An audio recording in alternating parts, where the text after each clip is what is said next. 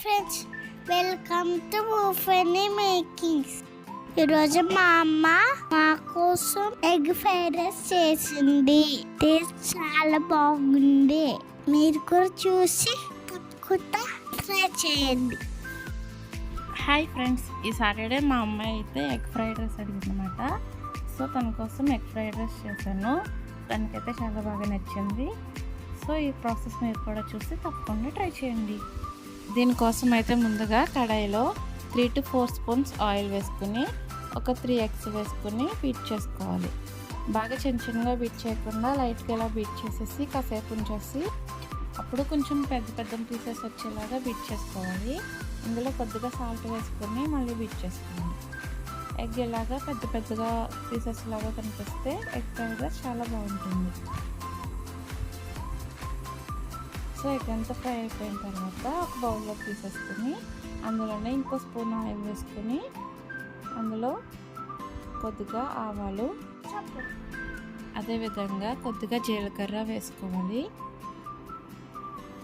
ఇంకా 2 ఎండుమిర్చి కూడా వేసుకోవాలి. ఇవన్నీ ఒకసారి బాగా కలుపుకున్న తర్వాత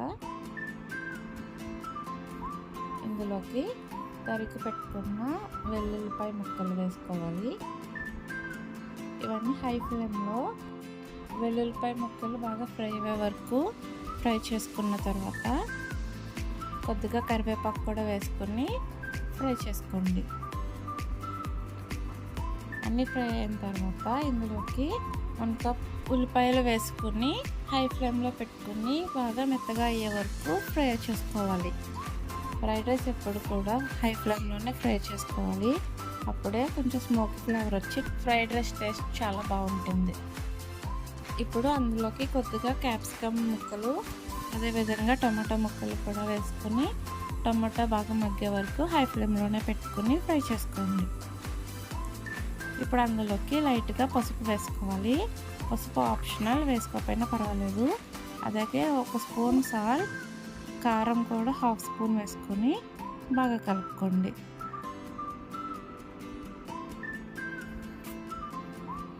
ఇప్పుడు ఇందులోకి ముందుగానే ప్రిపేర్ చేసి పెట్టుకున్న ఎగ్ ముక్కలు వేసుకొని ఒకసారి బాగా కలుపుకోవాలి. ఇప్పుడు ఇవన్నీ బాగా కలుపుకున్న తర్వాత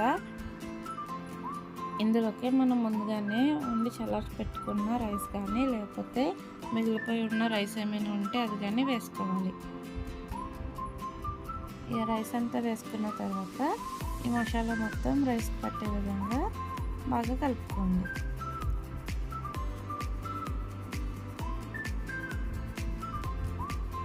ఈ విధంగా బాగా కలుపుకోవాలి.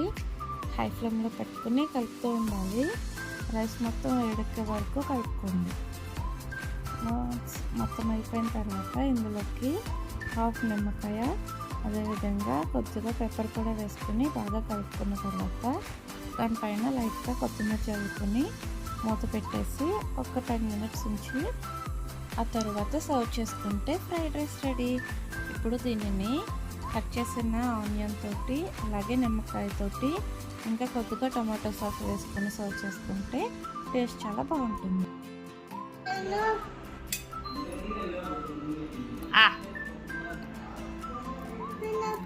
ఎలాగుంది నాన్న? ఇంకా కావాలా?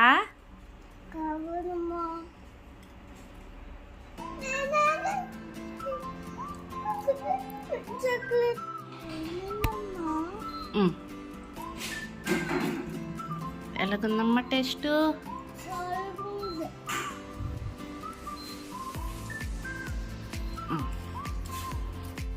సో నా ఫ్రైడ్ రైస్ అయితే నా పిల్లలకి బాగా నచ్చింది. మీరు కూడా తప్పకుండా ట్రై చేసి టేస్ట్ నాకు కమెంట్ చేయండి. అలాగే నా వీడియోని లైక్, షేర్, సబ్స్క్రైబ్ చేయండి. Thank you.